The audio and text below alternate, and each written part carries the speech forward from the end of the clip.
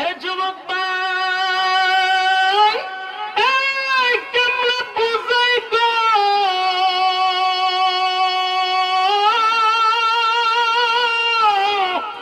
জান্নাতের ভিতরে এই মুহূর্তটার মতো মজা গোটা জান্নাতে আর হবে না, আর হবে না।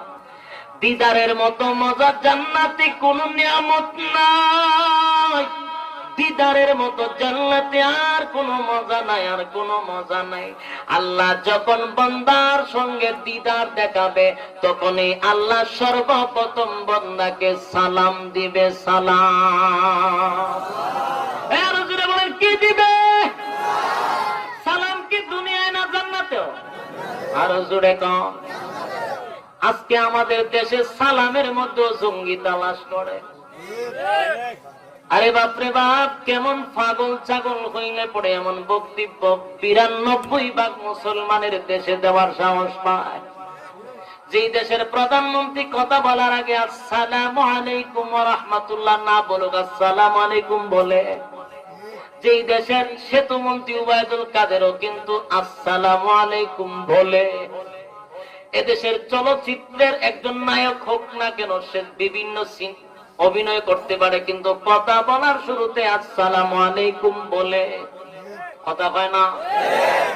এরা নাস্তিকের বাচ্চা, তোর যদি সালাম ভালো না লাগে রে, তাহলে তোর যদি সালাম ভালো না লাগে, মুখটা বন্ধ করে দাদার দেশে যা। কথা কন না? এই ৯২% মুসলমানের দেশে যদি তোর সালাম ভালো না লাগে, দাদার দেশে যা। আনলে ফ্রান্সে যা, ফ্রান্সে যা। তুই বাংলাদেশে থাকস না, আর বাংলাদেশে যদি থাকস, সালামের বিরুদ্ধে কথা বলছো, তোর কপালও শনি আছে। নমরুদের কপালে যেমন জুতার বাড়ি ছিল, তোর কপালও জুতার বাড়ি আছে। মুসলমানরা সব বরদাস্ত করতে পারে রে, কিন্তু ইসলামের বিরুদ্ধে কেউ কথা বললে মাথার পাগড়ি আর মাথায় থাকে না, এটা মাথায় পড়ে। আমি প্রায় সময় বলি, মাথায় যতক্ষণ পাগড়ি আছে, আমরা সে বালা মানুষের কেউ নাই। কিন্তু এই পাগড়ি যদি কোমরে বান্ধি, কিতা বুঝেন? কথা হন না? পাগড়ি ছিল মাথায়, তাসলিমা নাসরিন যখন বুরকার বিরুদ্ধে কথা বললো, পাগড়ি আইছে কোমরও। থাকতে পারছেনি? জোরে কন না। লতিফ সিদ্দিকী হজের বিরুদ্ধে যখন কথা বলছে, তখন পাগড়ি ছিল মাথায়, যখন হজের বিরুদ্ধে কথা বলছে, পাগড়ি আইছে কোমরও। থাকতে পারছেনি? থাকতে পারে নাই। শুধু একটা নয়, যখন মূর্তি বসানোর আগে আমরা মাথায় পাগড়ি ছিল, যখন হাইকোর্টের সামনে মূর্তি বসাইছে, পাগড়ি আই পড়ছে কোমরও। মূর্তি থাকছেনি? এইভাবে যতগুলো অপকর্ম হয়েছে বাংলার জমিনে, ওলামায়ে কেরাম পাগড়ি যখন কোমরে বাঁধে, এটা কিন্তু আর টাকা সম্ভব হয় না। ৭১ টুবি বহু শুকলাইছে, আমরা এখন মলম লাগাইতেছি। কথা হয় না? ৭১ টিভির মধ্যে দেখবেন কয়েকটা নাস্তিক আছে, এদিকে আমি পুরুষও হইতে পারি না, মহিলাও হইতে পারি না, আল্লাহ জানে কোন কোন লিঙ্গের মানুষ, আল্লাহ জানে। কথা হয় না? এটা অর্ধেক পুরুষ অর্ধেক মহিলা। একটা একদিন হয়, কোথায়? আমরা তো রাত ১২টা ১টা ২টার সময় হাঁটাহাঁটি করি, কেউ তো আমাদেরকে দর্শন করে না। আমি সব মুখটা শুক্লায় কইতাম, কেমনে কইতাম? আমার মনে হয় দর্শনকারীরা যায় গিয়া দেহে চিন্তা করে, এটা কি পেটা নাকি? ঠিক কিনা? প্যান্ট পরে, শার্ট পরে, চুলও নাই, এই গান রাখছে। আমরা বাবরি রাখি, কাটটা চুলাই শূন্যতে লেগিয়া, হেরাই গান পর্যন্ত রাখে। এই চুল তো আমরাও রাখি, ফ্যান শার্ট তো পুরুষই করে। এরাজ গিয়া দেখে বেড়া না বেড়িও না, কিতা করতেছি রায় পরে। ওই তাই রাত্রে ফেসবুকে লিখে দেখো, আমাকে থেকে দর্শন করবেন। ওই তোর কি লজ্জা শরম নাই? তোর তো লজ্জা শরম থাকার কথা, যে আমি যে বেশ ধরছি, আমার কেনা দর্শন করতো। আফসোস এই নাস্তিক গুলার জন্য। মাঝে মাঝে চোখ শুতে পয়সা বলে, হিসাব যারা পড়ে, অন্তত পক্ষে তারা বাঙালি মেয়ে হতে পারে না। তুই কি যা না, কথাটা শুনলে তাই কি বলতেছে, হিজাব যারা পড়ে অন্তত পক্ষে তারা বাঙালি হতে পারে না। তুই শার্ট আর ফ্যান পরে তুই কোন দল? তুই বাঙালি। জুতা নমরুদার জুতা, তার কপালও যাওয়ার দরকার নেই। তাই এই কইতে যে হিজাব যারা পরে এরা বাঙালি না, তুই শার্ট প্যান্ট কি বাঙালিদের দেশ এটা? আমাদের দেশের প্রধানমন্ত্রী শেখ হাসিনা শাড়ি পরে, এটা বাঙালি মেয়েদের দেশ, ঠিক কিনা? তুই কি তিরি পিস আর কি জিন্সের প্যান্ট পরস আর এখানে একটা ফতুয়া লাগাস, তুই কস এটা বাঙালি মেয়ে হতে পারে? তুই কোন দেশের মেয়ে? তোর তো দাদা দেশ তখন যেত না, হেরা তো সেই ড্রেস করেন, ঠিক নেই? ওটা ফ্রান্সের দেশ, তুই হেন যা। 92% মুসলমানের দেশে একটার পর একটা ইসলাম বিরোধী কথা 71 টিভি বলেই যাচ্ছে।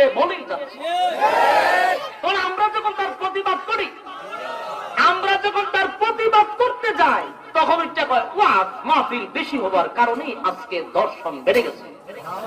ওর কপালে ওয়াজ মাহফিল বেশি হওয়ার কারণে ঠাড়া পড়ছে, ঠিক নেই? আমি কি তা এখনটা বানায় হইতেছি না? আমার ইতিমধ্যে পাইছে ওয়াজ মাহফিল বেশি হওয়ার কারণে নাকি দর্শন বাড়ছে। এই সমস্ত কথা শুনলে আর ফাঁকরি মাথার থাকেনি না? খবর বাঁধে লিখতাম, তো খবর বাংলা থাকতে পারবি নি? থাকতে পারতে না তো। তাসলিমা নাসরিন থাকতে পারে নাই, তোরা অর্ধেক পুরুষ অর্ধেক মহিলারা থাকতে পারবি না। এটা 92% মুসলমানের সালাম চলবে, সালাম চলবে, দেখতে সালাম, বসতে সালাম, যাইতে সালাম, আসতে সালাম, দেখা হলেই সালাম, কথা বলার আগেই সালাম।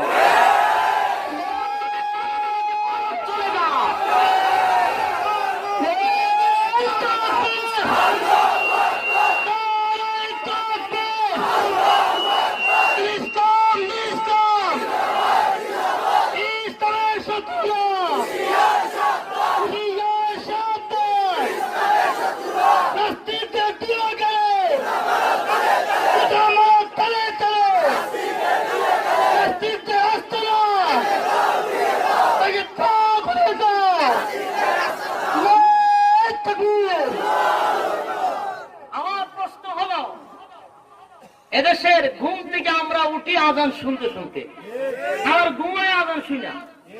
এখানে আমরা দেখলে সালাম দেই, উঠতে সালাম দেই, বসতে সালাম দেই। এখন কষ্ট লাগতেছে, আগে আসসালামু আলাইকুম বলতাম, এখন দি মুসলমানরা শুদ্ধ করে সালাম শিখছে আসসালামু আলাইকুম। ওইটা তার শৈল্য খুব লাগছে।